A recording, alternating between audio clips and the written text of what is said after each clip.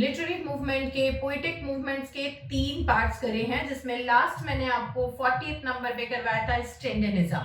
Now आज उसी के आगे हम लोग कंटिन्यू करते हुए 41 पार्ट से देखेंगे कि हमारे और कितने लिटरेरी मूवमेंट रह गए हैं। हम लोगों ने ऑलमोस्ट 20th सेंचुरी तक हम लोग पहुंच गए हैं। 20th सेंचुरी के मूवमेंट्स हमें करने हैं। So let's start with the next movement. हमारे लिटरेरी मूवमेंट में कौन सा आता है? 41 नंबर पे आता है क्यूबिज्म। क्यूब का मतलब आप लोग जानते ही हैं। क्यूब क्या होता है? दैट इज स्क्वायर के अंदर हम एक 3D इफेक्ट लेके चलते हैं। ये भी जो मूवमेंट है that is also related to painting. It is started in Italy और इसमें बेसिकली सारी पेंटिंग्स जो होती थी वो इस तरीके से क्यूब के साथ बनाई जाती थी विद 3D इफेक्ट। पूरा फेस बन रहा है या जो भी चीजें बन रही है वो इस तरीके से क्यूब उसके अंदर होते थे to show it with a 3D effect. That is cubism. ठीक है, ये पेंटिंग के लिए है बेसिकली, इसमें लिटरेचर का नहीं है, लेकिन आर्ट एंड लिटरेरी मूवमेंट के अंदर क्यूबिज्म भी एक इंपॉर्टेंस रखता है, क्योंकि जो भी इस तरीके के फिगर्स बनाए जाते थे या पेंट किए जाते थे उनके ऊपर पोएट्रीज लिखी गई है। ओके, नेक्स्ट आपका इसमें मूवमेंट आता है सुपरमैटिज्म। सुपरमैटिज्म जो मूवमेंट है आपका that is also related to painting. Again it is related to painting but it is related to Russia. It's not in Italy or Europe but in Russia। इसमें cubism के अंदर जैसे कि जो पेंटर है, जो मेन पेंटर है जिन्होंने इसको स्टार्ट किया था दैट इज पैब्लो पिकासो। और रशिया में जिसने सुपरमैटिज्म को स्टार्ट किया, इस तरीके का कोई नाम तो नहीं है, लेकिन हाँ ये जो पेंटिंग्स है that is not about cubes, that is not about any special figures. This painting is all about geometrical figures and designs. इसके अंदर जो पेंटिंग्स की जाती थी वो ज्योमेट्रिकल फिगर्स और डिजाइंस के साथ की जाती थी। फिगर्स एंड डिजाइन ये इसके अंदर यूज होता था। रशिया में इसे स्टार्ट किया गया था। दिस इज सुपरमैटिज्म इसे बोलते हैं, जिसमें लाइक ट्राइंगल, स्क्वायर, राउंड, इस तरीके के जो भी रेक्टेंगल्स, पेंटागन्स, इस तरीके के शेप्स को यूज करके इस पेंटिंग को बनाया जाता था। Now next in that sequence, constructivism is also a Russian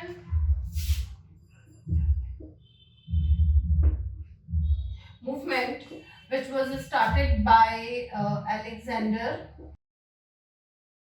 Rozhenko and Vladimir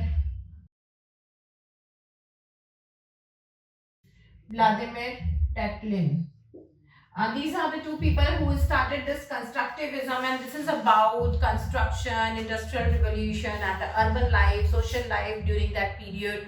What exactly is industrial revolution has their impact on society. This is all is being shown in the Russian poetries by Alexander Rozhenko and Vladimir Tatlin through constructivism, and this kind of poetry has been called as constructivist poetry, and they are constructivist poets, right?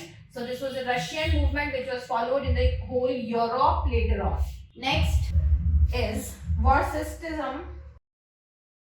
Next is Vorticism. Vorticism is about machine age. It is a representation of machine age.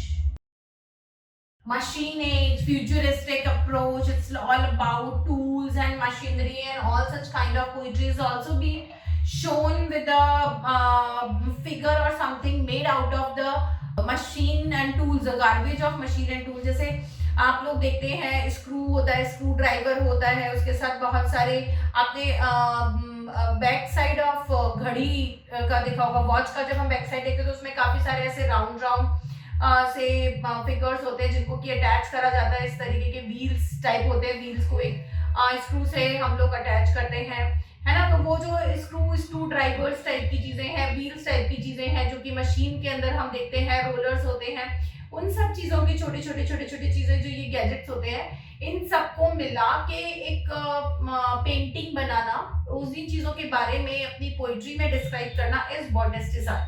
ठीक है, वॉटिसिज्म। तो वॉटिसिज्म के अंदर ये होता है कि आपको अगर आप लेक्चर्स में होते, अगर अभी ऑनलाइन लेक्चर्स में होते तो मैं आपको फिगर्स भी शो कर सकती थी, अभी यहाँ नहीं कर सकते। I will try to put one or two figure while explaining that कि यहाँ पे एक figure आपको मैं दिखा पाऊँ, मैं try करूँगी इस चीज का। लेकिन वो होती हैं चीजें जैसे कि आप देखेंगे कि जो हमारा आयरन और मशीन का वेस्ट होता है, उन सब चीजों को इकट्ठा करके कुछ फिगर्स, आजकल तो हर सिटी के अंदर इस तरीके की चीजें, मॉन्यूमेंट्स वगैरह रोड्स पे और डेकोरेटिव पीसेस गवर्नमेंट ने बनवाए हैं। तो ये कहलाएगा vorticism, that is revolution in a machine age. ठीक है, इसमें कोई पर्टिकुलर जो राइटर वगैरह का अगर नाम आता है तो व्यंडन लेविस है, जिन्होंने वॉटिसिस्ट मैनिफेस्टो लिखा था। तो इसमें नाम आ जाएगा आपका व्यंडन लेविस का, और इनका वर्क था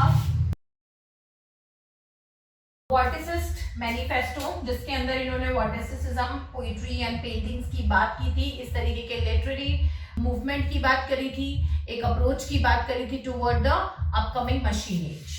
next, Altraist movement. Altraist movement was started in Spain. There are several poets and artists which is associated with this. It was started in a cafe, and it showed the life of such kind of people who belong to 20th century, who are like modern society of Spain is being represented, which is unaffected, unemotional type of things have been displayed. यहाँ पे की चीजें जो detached हैं, और impact of colonisation भी यहाँ पे दिखाया गया। ठीक है, impact of colonisation, modernism is like ultra modernism is being shown, और यहाँ पे कैफे कल्चर को, क्लब कल्चर को रिप्रेजेंट किया गया by ultraist movement in Spain. And the associated poets with this movement are, it was started by George Diego and Rafael Cansinos Assens. ये दो poets हैं which is basically associated with the Altraist movement of Spain. Next movement is Absurdism. This is again a 20th century European movement which was started basically in England, and main जो ये term है which was coined by Aslan Martin.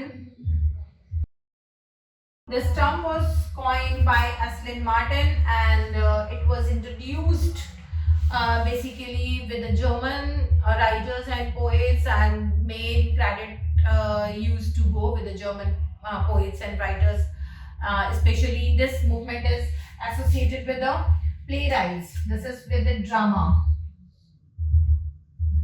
Place के साथ ये ज्यादा associate होता है besides poetry, हालांकि एब्सर्डिस्ट पोइट्रीज भी हैं, बट प्लेस के साथ इसका मेजर रोल आता है। And the main writers in this movement are, main poet is Jean-Paul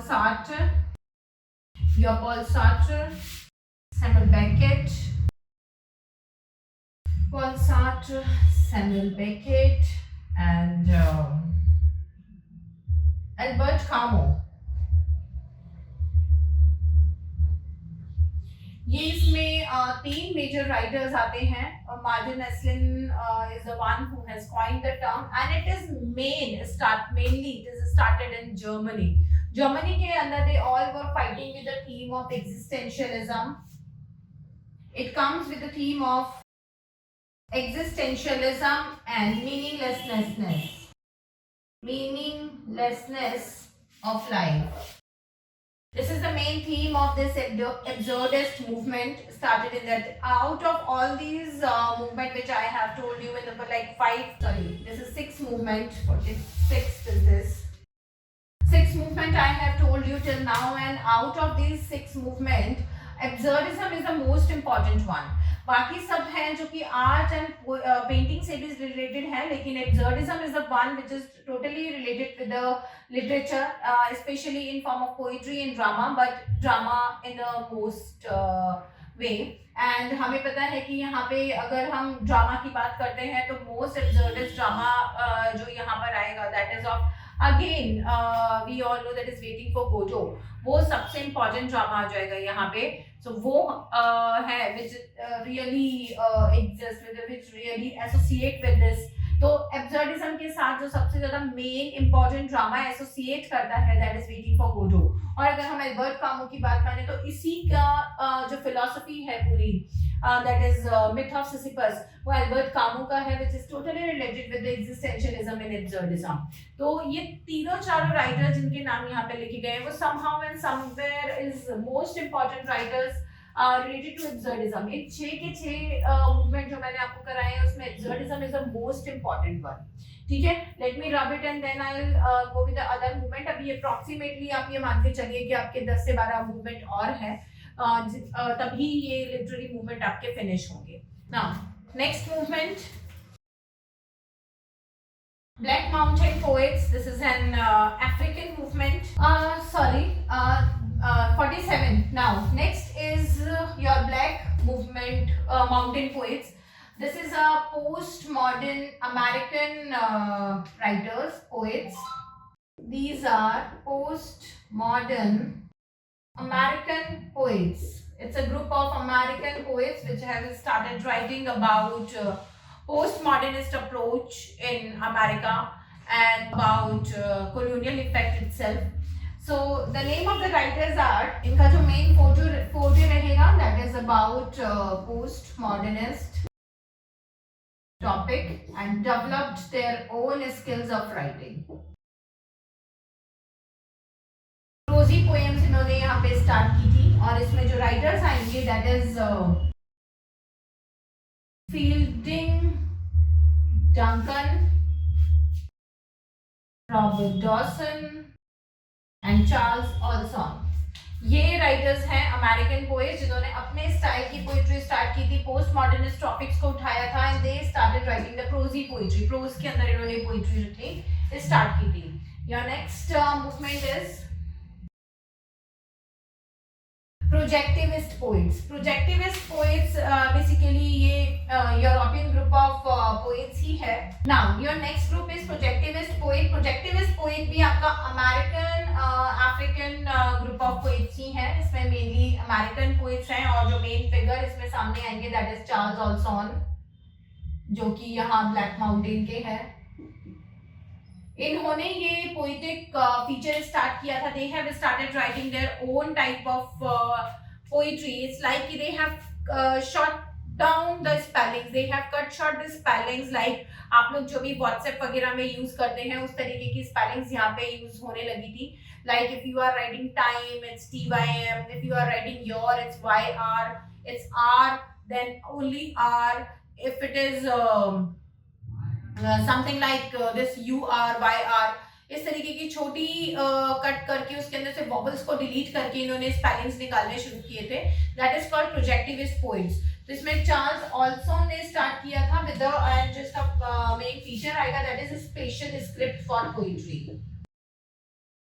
like your become YR, our become R, it's O हटा दिया या तो ये है या R है, ठीक है। It's they become day, something like that. इन्होंने ये कट शॉर्ट करके चीजों को यूज करना शुरू किया था।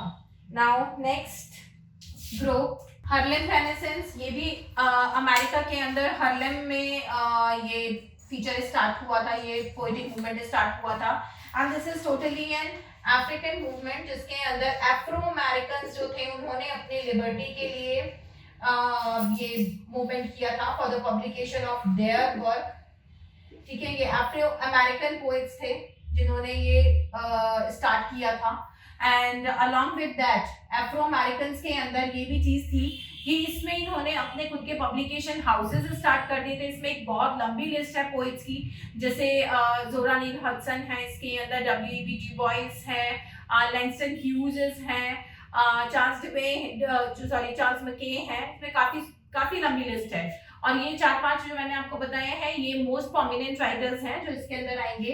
Harlem renaissance is a very important and a very famous movement of this period जो कि आपको करना है। ये अफ्रो अमेरिकन मूवमेंट के अंदर सबसे बड़ा एक माइलस्टोन आता है because it brings many changes in the African and American literature both. Okay, now next is जिंडी बोरोबोक। This is an Australian. It is an Australian movement for like saving their culture and art. तो ये यहाँ पे अपने खुद के culture and art को प्रोटेक्ट करने के लिए एक फीचर बनाया गया था टू सेव और प्रिजर्व इंडिजीनियस